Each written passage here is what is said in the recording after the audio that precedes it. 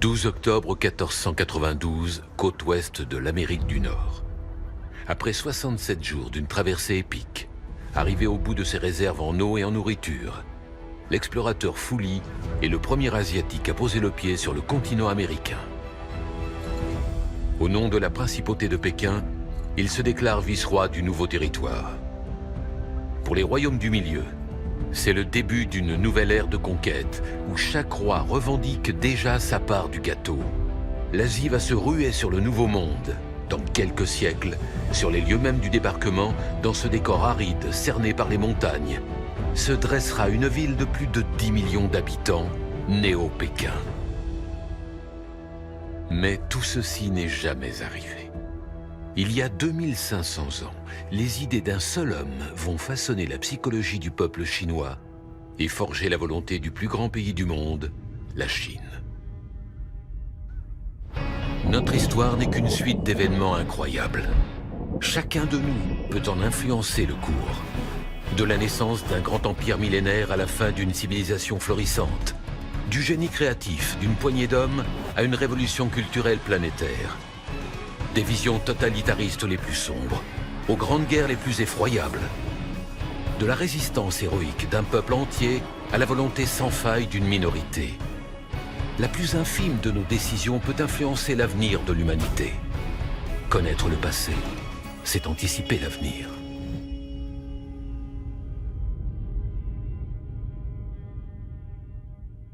« 551 avant notre ère, région de Lou, en Chine antique. Confucius naît dans une famille modeste. 57 ans plus tard, Confucius, alors ministre de la Justice, démissionne d'un gouvernement corrompu. Au IIIe siècle de notre ère, ses disciples achèvent la rédaction des Entretiens. Ils immortalisent ainsi sa pensée. Ces trois événements, intimement liés, sont des éléments fondateurs de la psychologie chinoise. Leurs effets influencent le monde depuis 2500 ans.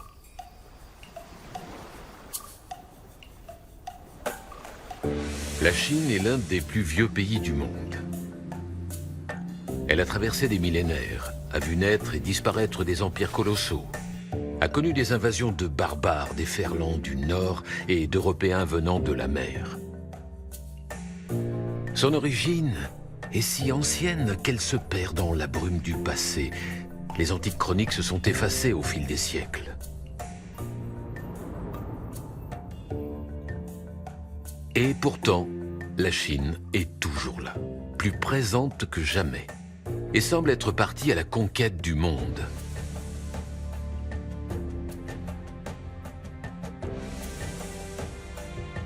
Notre histoire prend place il y a plus de 2500 ans.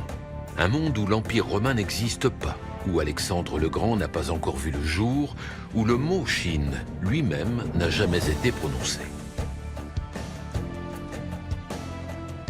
C'est l'époque des légendes, des grands penseurs et des armes en bronze.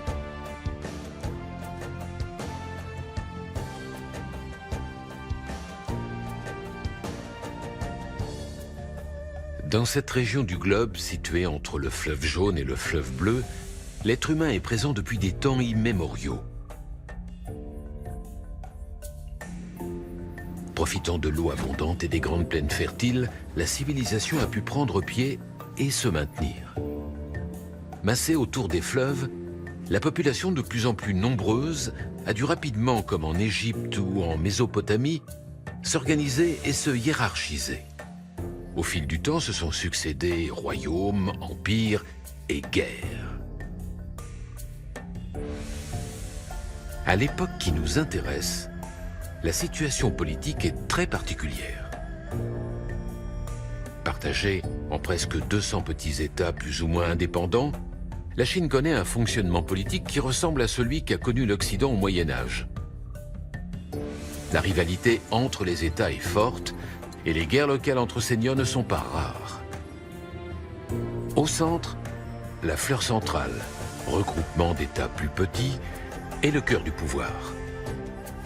Elle travaille quotidiennement à maintenir le statu quo. Techniquement, le pays n'est pas en guerre civile, mais la situation peut être qualifiée de fragile. Cette époque particulière est connue sous le nom de période des printemps et automnes. Bienvenue dans la mémoire de l'humanité. Ici, nous pouvons contrôler le temps, analyser et comparer des milliards d'événements, les modifier pour réécrire l'histoire à l'infini. Par exemple, retournons dans notre lointain passé explorer les premiers pas de la civilisation. La Chine est un berceau civilisationnel, mais pas le seul. Au commencement de l'humanité, il n'y avait que des tribus éparses vivant de chasse et de cueillette. En découvrant l'agriculture, l'homme s'est non seulement sédentarisé, mais s'est aussi rapproché des sources d'eau importantes. Plus il y avait d'eau, plus il y avait d'hommes. Rassemblés autour de grands fleuves comme le Nil, l'Euphrate, le Tigre ou le fleuve Jaune, les hommes ont été obligés de s'organiser pour gérer l'utilisation de la terre et de l'eau. Ainsi sont nées les premières villes, les premières administrations, les premiers États organisés. Les champs se sont mis à produire suffisamment pour faire des réserves. Une part de la population a pu se spécialiser dans la guerre, d'autres dans l'art, dans la science ou l'administration. Il ne s'agissait alors plus seulement de survivre, mais aussi de construire, d'évoluer, d'apprendre. De la nécessité de vivre ensemble sont nées les premières grandes civilisations, mais aussi les premiers grands conflits.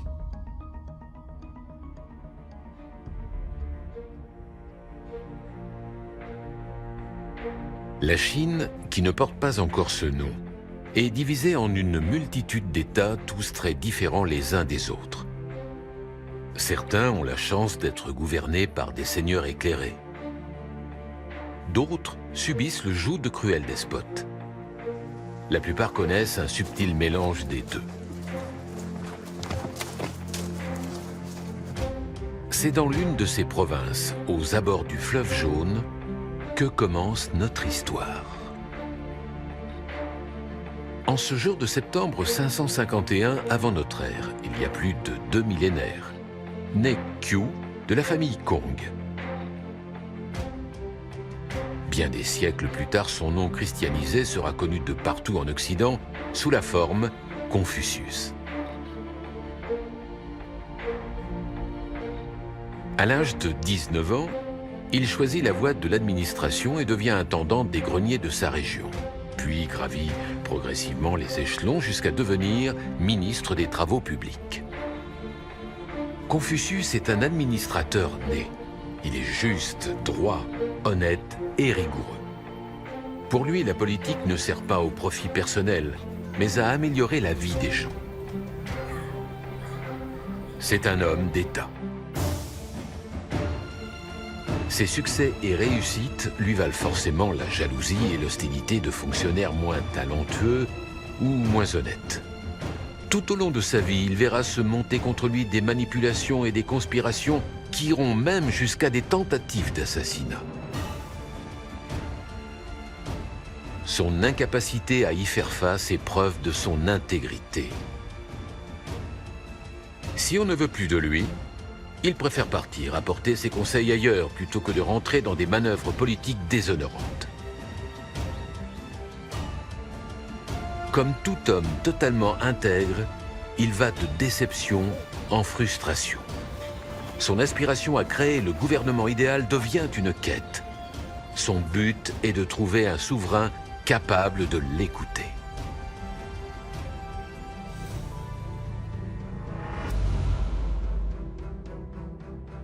Les hommes changent difficilement.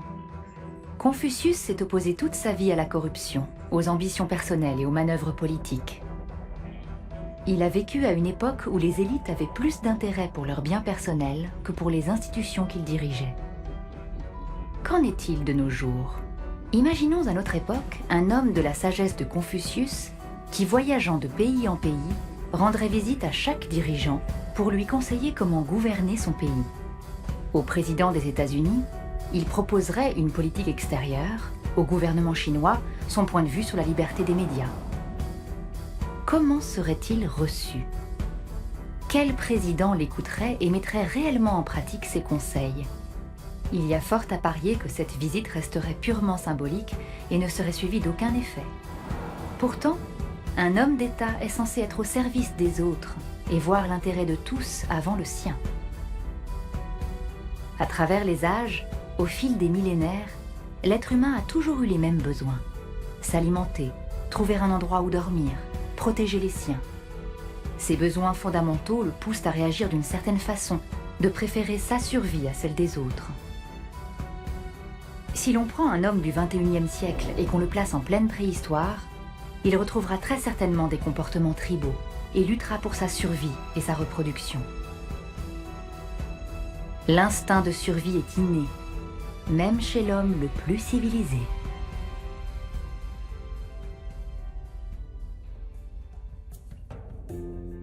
Croire en l'homme, voilà le credo de Confucius. L'être humain le fascine. Il le croit bon de nature et est convaincu de sa capacité à se perfectionner. Il insiste particulièrement sur la valeur de l'éducation. Alors il voyage beaucoup, parcourt les provinces pour conseiller les princes, leur donner les recettes d'un bon gouvernement en espérant être écouté. Peu à peu, au fil de ses expériences, il élabore une sorte de code moral, de ligne de conduite. S'inspirant des traditions ancestrales, Confucius en fait une règle de vie qu'il n'hésite pas à enseigner. Très vite, il rassemble autour de lui des disciples qui l'écoutent et participent à la propagation de ses idées. Progressivement, l'administrateur promu conseiller des princes devient penseur. Mais c'est alors qu'il est ministre de la Justice dans la province de Lu que va se dérouler un événement majeur de sa vie.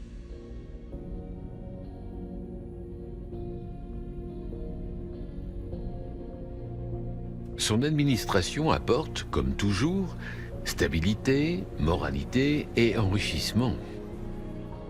Jalouse, la province voisine s'en inquiète et monte un stratagème pour l'éliminer. Connaissant la réputation d'incorruptibilité du conseiller, ses dirigeants décident alors d'offrir 80 des plus jolies filles du pays au souverain de Lu, qui, pendant des jours entiers, en oublie ses devoirs. Écœuré et déçu, Confucius, ministre de la Justice de la province de Lu, fait le choix radical de démissionner et de partir sur les routes.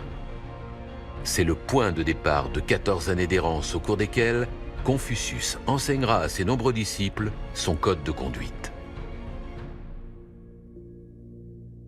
On donnera à ce code, écrit et rassemblé dans des recueils par ses disciples, le nom de confucianisme.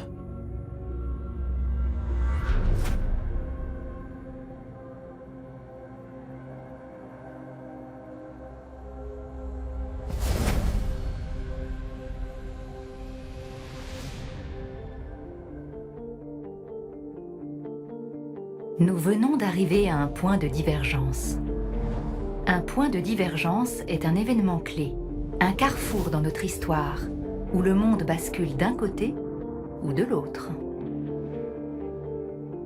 Déçu par l'attitude de son seigneur, Confucius choisit de démissionner d'un poste important pour partir sur les routes. Il choisit d'être fidèle à ses idées. À 57 ans, c'est une décision majeure prise par un homme mûr. Il s'agit indiscutablement d'un tournant dans la vie du conseiller.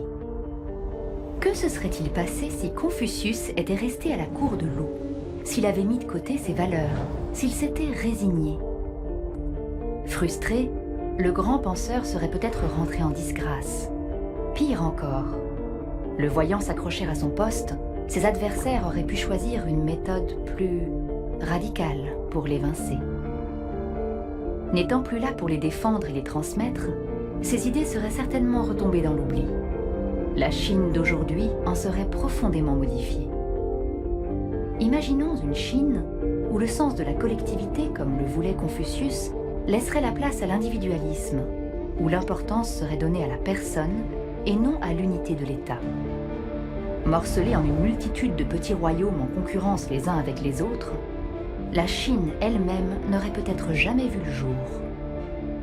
Cette région du globe aurait pu ressembler à l'Europe de la Renaissance, une mosaïque de royaumes indépendants en compétition les uns avec les autres. Comme l'Espagne en 1492, certains royaumes se seraient peut-être tournés vers l'extérieur et seraient partis à la découverte du monde. Espérant découvrir une nouvelle route commerciale, les explorateurs auraient traversé l'océan Pacifique et seraient tombés sur un obstacle de taille, l'Amérique. Les Incas auraient connu des conquistadors chinois. Les Apaches auraient fait face à des pionniers asiatiques.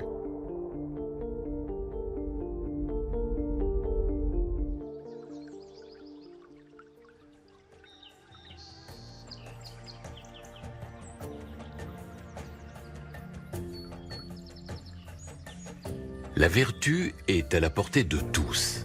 Confucius en est convaincu. Sa pensée est une philosophie humaniste. L'homme n'est ni bon ni mauvais de nature, c'est à lui qu'appartient le choix de sa vie. Grâce à l'enseignement, celui-ci peut arriver à mettre de côté ses défauts et à cultiver ses points forts. Mais pour le penseur, l'éducation ne doit pas s'arrêter au livre. Il faut aussi développer ses aptitudes au contact de l'expérience et de la vie. Se borner à engloutir des connaissances ne suffit pas. Un prince idéal est un prince vertueux. Pour gouverner, il n'a pas besoin de violence ou de peine de mort. Il lui suffit de montrer l'exemple et le peuple imitera. Un dirigeant qui ne sait pas se gouverner lui-même ne peut pas gouverner les autres.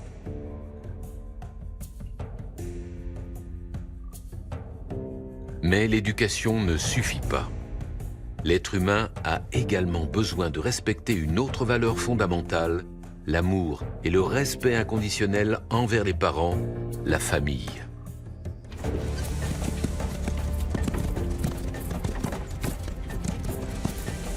Dans un cadre politique, ce respect devient une soumission et un dévouement absolu au prince, au roi ou à l'empereur.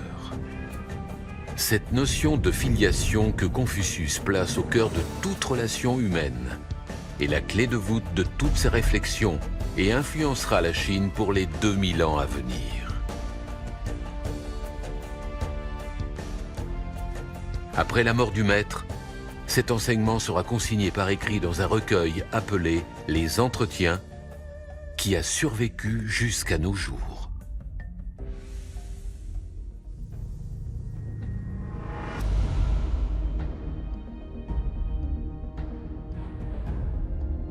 Les idées sont plus puissantes que les armes. Qu'est-ce que le confucianisme? Une religion? Une philosophie? Les définitions mêmes des deux termes sont difficiles à clarifier. Il existe à travers le monde et le temps une variété telle que les limites sont floues. Pour le confucianisme, le mot le plus approprié est celui de pensée, un enseignement plutôt que des croyances. Le confucianisme n'appelle pas à croire, il donne des conseils et une marche à suivre, une méthode. Il coexistera sur le même territoire que le taoïsme et le bouddhisme. La cohabitation même des trois spiritualités prouve leur tolérance mutuelle. Cependant, cette spiritualité inspirée d'un maître n'est pas une exclusivité chinoise. Sensiblement à la même époque, en Grèce antique, Socrate enseigne lui aussi à ses élèves. Tout comme Confucius, il n'écrit pas de livre lui-même et ses pensées sont transmises par ses disciples. Les deux penseurs étaient en quête d'une société plus juste et ont exercé une influence gigantesque sur leurs civilisations respectives. Ces idées, pensées et croyances ont modelé notre façon de voir le monde, d'appréhender la vie et de considérer la mort. Pourtant, il ne s'agissait que de mots, que de quelques phrases prononcées au bord d'un chemin ou sous un arbre. Sans Socrate et Confucius, mais aussi sans Bouddha, Lao Tse ou encore les philosophes des Lumières, le monde serait radicalement différent, en bien comme en mal.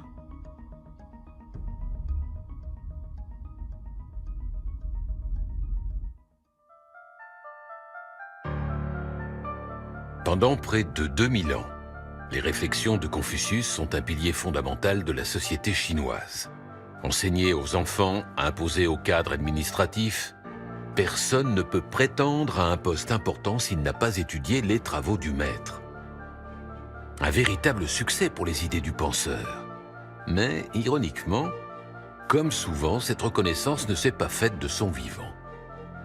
Écouter, respecter, montrer un exemple. Il n'est cependant jamais vraiment suivi. Aucun des grands princes qu'il conseille ne met en pratique ses idées. Tous prennent dans ses enseignements ce qui les arrange, mais en délaissent le reste. Ainsi, l'importance donnée au respect du père et du seigneur est largement repris et amplifié par les rois et empereurs qui suivent. Les souverains voient d'un œil intéressé cette philosophie mettant en avant le respect de l'autorité et l'obéissance aveugle. Le travail sur soi, l'éducation et la pratique de la vertu plus contraignante et moins respectée. Mort à l'âge de 72 ans, il fut enterré par ses 72 premiers disciples sous un simple tumulus de terre couvert d'herbe.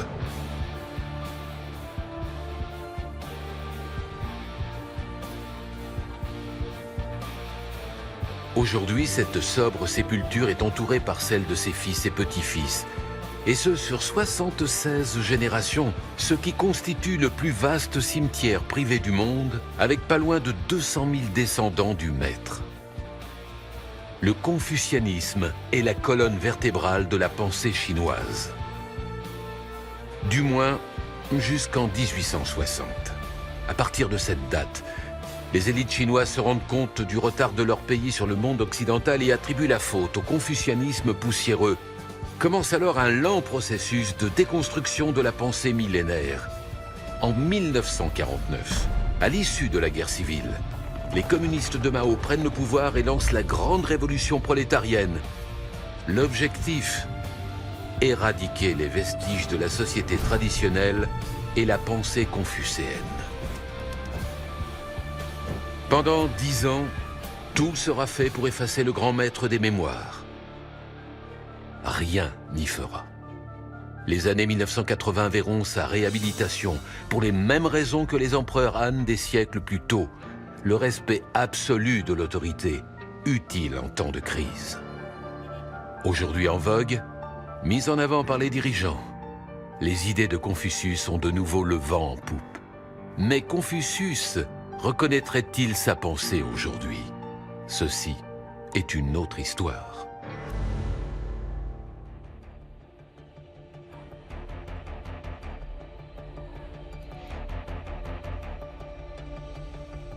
Les idées ne meurent pas facilement.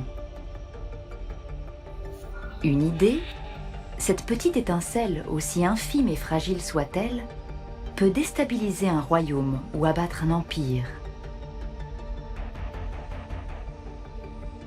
La religion chrétienne a bouleversé l'Empire romain. Les Lumières ont révolutionné l'Occident. Le confucianisme a façonné la Chine. En bien comme en mal, les idées se développent au contact des êtres humains. Plus ils sont nombreux, plus elles vont vite, comme une traînée de poudre.